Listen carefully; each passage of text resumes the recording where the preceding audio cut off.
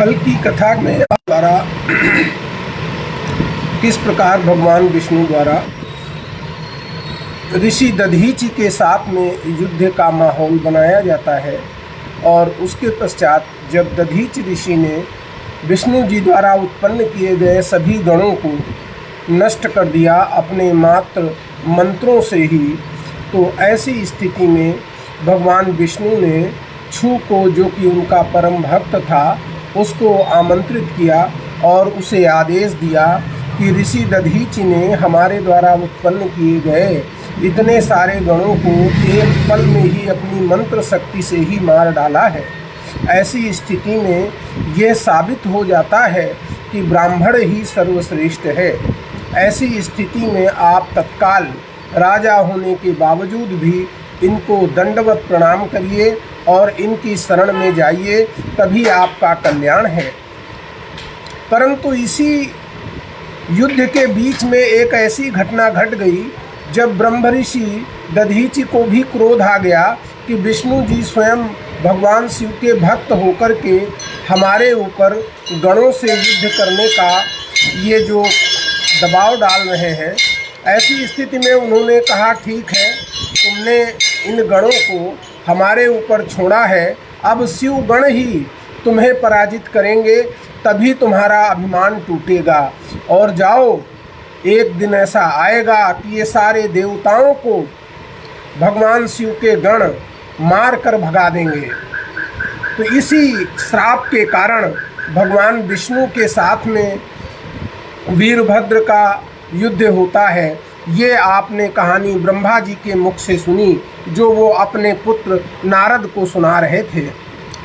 उन्होंने पूछा था कि वो क्या कारण था कि विष्णु जी को भी वीरभद्र, जो कि भगवान शिव का पुत्र था, उससे युद्ध करना पड़ा। शिव गणों के साथ युद्ध क्यों करना पड़ा? तो उसका कारण था ऋषिवर दधीचि का श्राप, जिन्होंने कहा था कि तुमने आज एक शिव भक्त के ऊपर विष्णुओं के गण छोड़े हैं, इसीलिए एक दिन भगवान शिव के गण ही तुम्हारे मान को भंग करेंगे। आज का अध्याय है जब ये ज्ञात हो जाता है नारद जी को कि यही कारण था कि विष्णु जी ने रुद्र के साथ युद्ध किया। अब ब्रह्मा जी स्वयं कैलाश पर जाते हैं और भगवान शिव से आगे की बात बताते हैं। हे ब्रह्मा जी, अब मुझको उसके आगे कथा सुनाएं। जब वीरभद्र कैलाश गए तो शंभु ने क्या किया बताएं। वीरभद्र जब दक्ष की समस्त सेना और दक्ष को नष्ट करके, दक्ष के यज्ञ को नष्ट करके कैलाश पर जाते हैं, तो ब्रह्मा जी नारद जी को कथा सुनाते हुए कहते हैं, नारद जब शिवगण सेना ने था दक्ष यज्ञ का नाश किया, तब सकल देव डरते डरते आ ब्रह्मलोक में वास किया। नारद जब शिवगण की सेना ने दक्ष यज्ञ को प्रताड़ित करना, नाश करना शुरू किया, तो सारे देवता डर करके हमारे ब्रह्मलोक में आकर रहने लगे।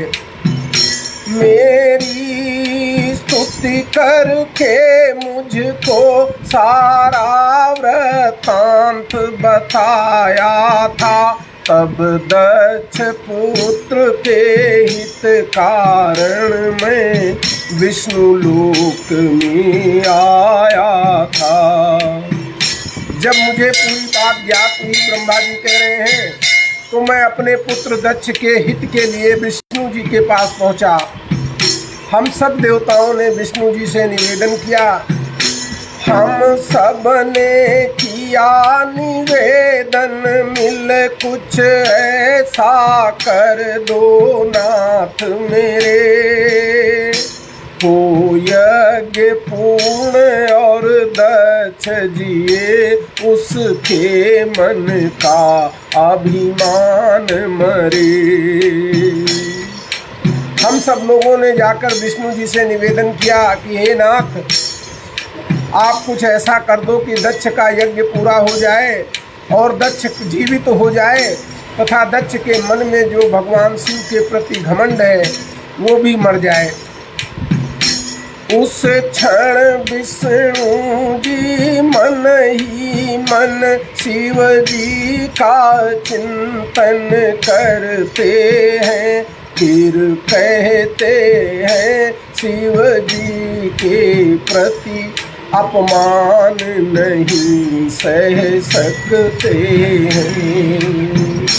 मन ही मन विष्णु जी भगवान शिव का चिंतन कर रहे थे और उन्होंने कहा कि शिव का अपमान तो मैं कभी नहीं बर्दाश्त करूंगा।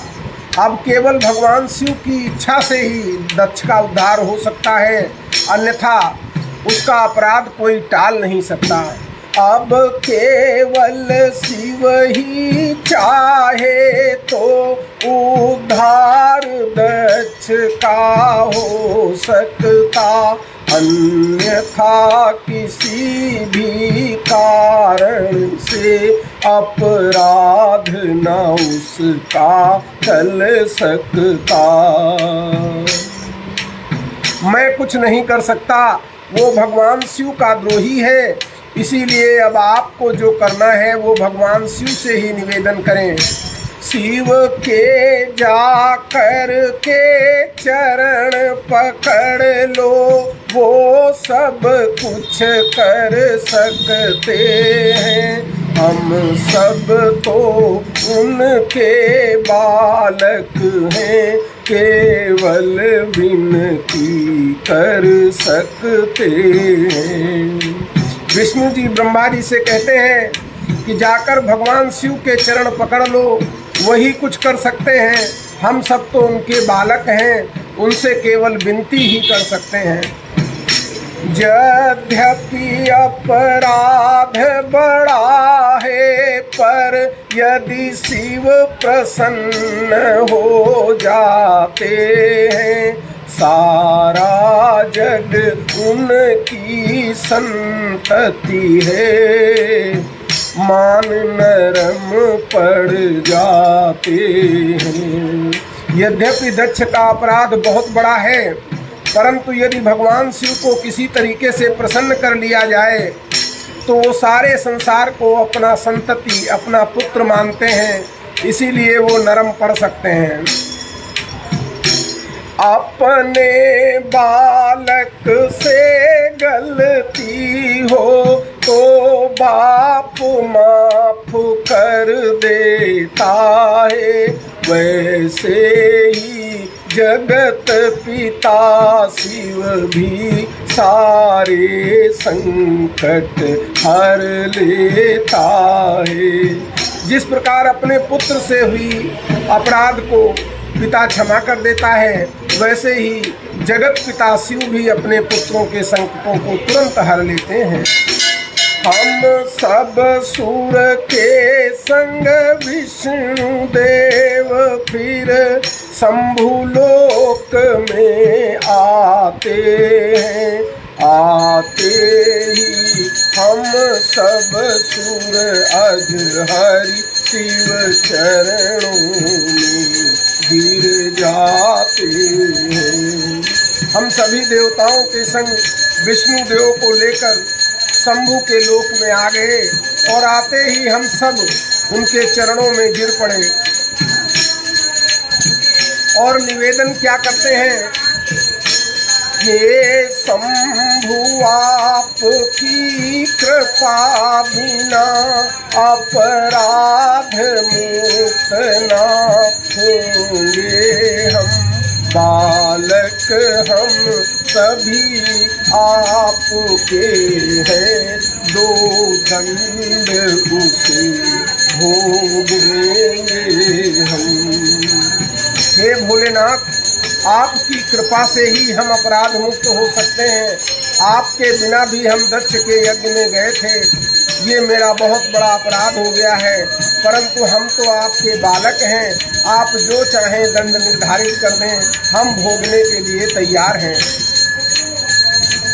है कौन आपके सिवा शंभु जो पाप मुक्त कर सकता है। जिस पर हो कोप दृष्टि शिव की, क्या वो जीवित रह सकता है। आपके अतिरिक्त हे भोलेनाथ, अब हमें कौन बचा सकता है। जिस पर शिव की कोप की दृष्टि हो, भला वो कैसे जीवित रह सकता है। हे भोलेनाथ, आपका बालक नादान है, उसको शिव की महिमा का ज्ञान नहीं है। अगर उसने शिव तत्व को समझ लिया होता तो दक्ष द्वारा आपका कभी अपमान नहीं होता। नादान पुत्र है दक्ष, उसे शिव की महिमा का ज्ञान नहीं। शिव तत्व अगर समझा होता, करता शिव का अपमान नहीं।